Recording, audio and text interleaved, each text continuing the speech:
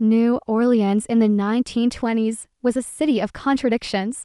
Its jazz-soaked nights masking a festering cruelty. I was Elijah, a mulatto orphan, my skin and neither here nor there shade that marked me as an outsider. St. Augustine's orphanage was my cage, a decaying fortress of gray stone and warped wood, ruled by Ma Superior, a woman whose piety was a veneer for her venom. Her eyes, sharp as shattered glass, branded me filth, an abomination unworthy of her sanctified halls. "You're a stain on God's earth," she'd hiss, her rosary beads clicking like a metronome of malice. The other children, her eager acolytes, mirrored her hatred. Their fists found my ribs, their taunts my soul. Half-breed, they jeered, their laughter a knife twisting in my chest. I learned to shrink, to make myself small, to choke down the rage that burned beneath my fear. The days were a blur of toil scrubbing floors until my knuckles bled, hauling coal sacks that strained my bony frame,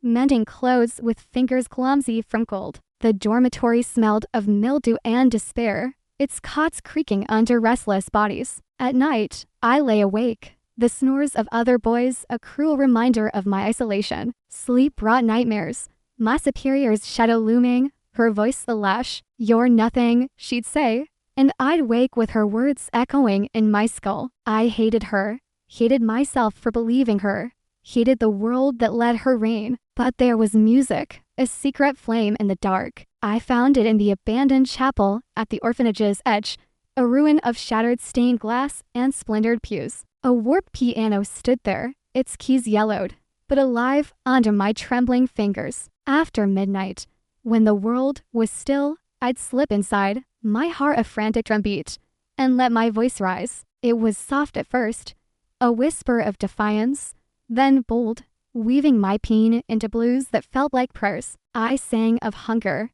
of a mother whose face I couldn't recall, her absence a wound that never closed. Each note was a rebellion, a claim to something they couldn't steal. Old Josiah, the groundskeeper, was my only refuge. His hands, gnarled as oak roots, taught me the piano's secrets. "You got a gift, boy," he'd say, his voice low, his eyes soft with pride. "Don't let him crush it." In the chapel's flickering lantern light, he spun tales of New Orleans jazzmen who played until dawn, blues singers who turned sorrow into power. "One day, you'll sing for the world," he promised, his smile a rare warmth. I clung to his words, though fear was a heavy chain. "What if they break me first?" I whispered once, my voice cracking. Josiah's hand rested on my shoulder. "They can't break what's in here," he said, tapping my chest. I wanted to believe him, but the weight of Ma Superior's cruelty pressed harder each day. The night Ma Superior found me in the chapel, a storm was brewing, the air thick with the promise of rain. I was lost in a song, my fingers coaxing a mournful tune from the piano, when her shadow fell across the keys. Her face was a mask of fury, her lips twisted as if my music were a blasphemy. "You dare defile this place," she spat, her voice a whip crack. Before I could move,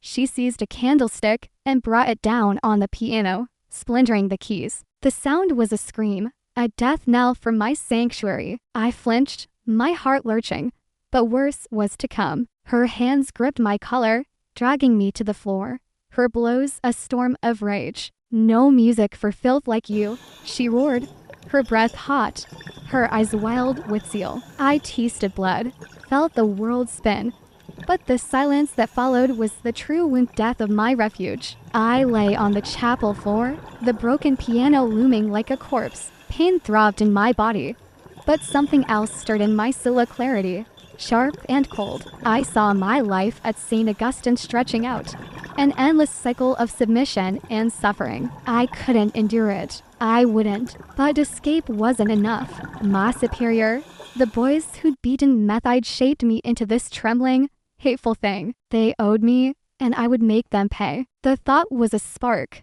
igniting a fire I hadn't known I carried. I wasn't just a victim anymore. I was a reckoning waiting to be born. I became a shadow within the orphanage, watching, listening. I studied Ma Superior's routine late-night meetings, the locked drawer in her office, the way she hoarded money while we starved. The boys who tormented me were her pawns, their cruelty a mirror of hers. I memorized their habits. Their fierce tummies stammer when cornered. Jacob's dread of the dark. Knowledge was power, and I was starving for it. In the kitchen, I found Miss Rose, a stooped woman with eyes that saw through me. She'd been a slave, she said, and her hands knew the secrets of herbs poisons that could sicken, remedies that could heal. Careful, child, she warned, her voice a whisper as she taught me to grind leaves. Hate can swallow you whole.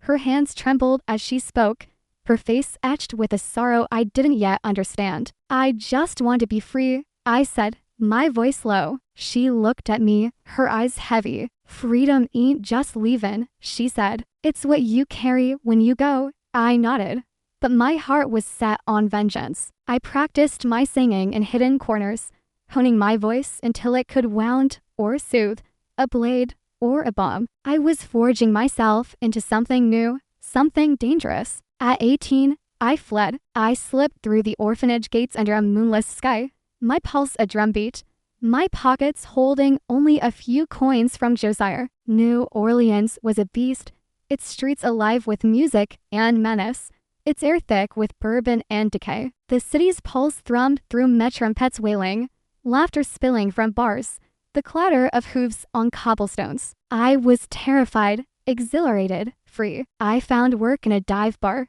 scrubbing dishes until the owner caught me humming one night. Sing or get out, he growled, his face a scowl, his cigar smoke curling like a warning. I stepped onto the stage, my knees trembling, my voice raw and unsteady. But as I sang, something shifted. The crowd, drunk and weary, fell silent, their eyes on me. My blues wove tales of loss and defiance, each note a piece of the boy I'd been. When I finished, they roared, their applause a tide that lifted me. That was the birth of Eli Saint, a name I chose to bury Elijah, the boy who cowered too long. As Eli Saint, I sang in smoky bars, my voice growing stronger, my presence magnetic. Crowds came, then critics, then money. I bought fine cloth tailored suit, I felt he rented a room in a boarding house, and bought a piano of my own, its keys gleaming in the lamplight. But the hunger for revenge never faded. Each note was a step toward reckoning,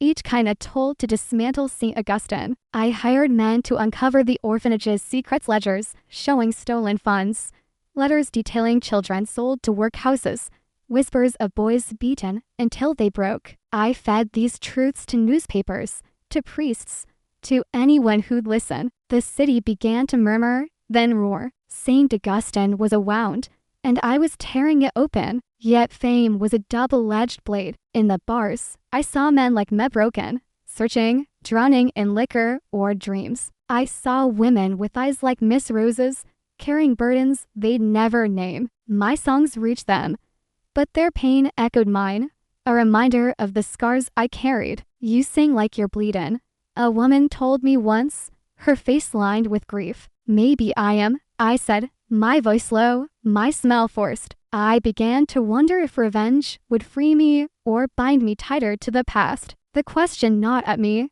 a shadow behind the spotlight. The night I returned to St. Augustine, a storm raged, lightning splitting the sky. I stood at the gates, rain soaking my coat, my heart a knot of dread and resolve. I wasn't here to kill or destroy, though the thought had haunted me. I was here to sing, to wield my voice like a blade. Ma Superior met me in the chapel, her face gaunt, her eyes wild with fear and fury. You, she hissed, clutching her rosary like a shield. You think you can ruin me? Her voice trembled, her knuckles white. I said nothing, only stepped to the ruined piano, its broken keys a monument to my pain. I began to sing. The song was a blues, slow and heavy, each note a memory of fists, of hunger, of a boy who believed he was nothing. I sang of her crimes, her lies, the children she'd crushed. You stole our hope, I sang, my voice steady, my eyes locked on hers. You built your throne on our bones.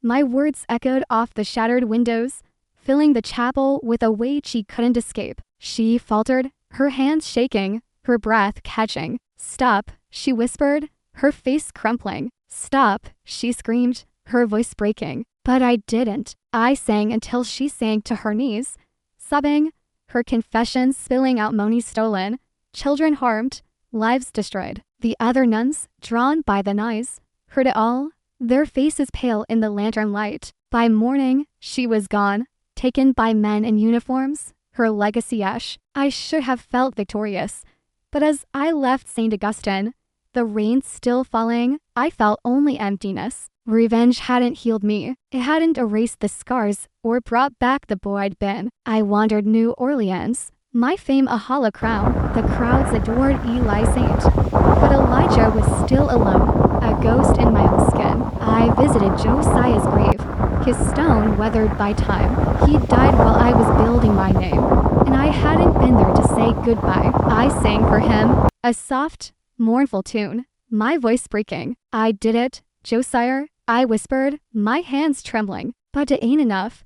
He had driven me, but it couldn't sustain me. I thought of Miss Rose's warning, of the poison that could consume me. I don't want to be that man, I said to the night, my voice a plea. I began to forgive in it for my superior, not for the boys who'd hurt me, but for myself. I forgave the boy who'd been too weak to fight, too scared to hope. It was a slow, jagged process, the anger returning some days like a tide, but I chose a different path, one that felt like a faint light in the dark. I used my money, my voice, to build something better. I founded a school for orphans, a place of music and warmth where no child would feel like filth. I opened clinics for the poor, hired teachers who saw potential in every face. I sang for them, my blues now laced with hope, stories of redemption and resilience. The children's laughter, their tentative smiles, were a balm to wounds I'd thought would never heal. New Orleans embraced me, but I never forgot Elijah, the boy who'd sung in the dark. I carried him with me, his pain and his strength, as I walked into a future I couldn't yet see. The city's music played on trumpets wailing, drums pulsing, and I added my voice, unsure where it would lead, but certain it was mine to sing. Some nights, I'd stand on a stage, the crowd's cheers a roar, and feel a flicker of peace. Other nights, the old anger would stir, a whisper of the boy who'd sworn vengeance. I didn't know if I'd ever be whole, but I was trying, and that was enough for now. How do you find today's story? Leave a comment below. If you like this video, please like and share. Especially don't forget to subscribe to the channel so you don't miss our interesting and exciting stories.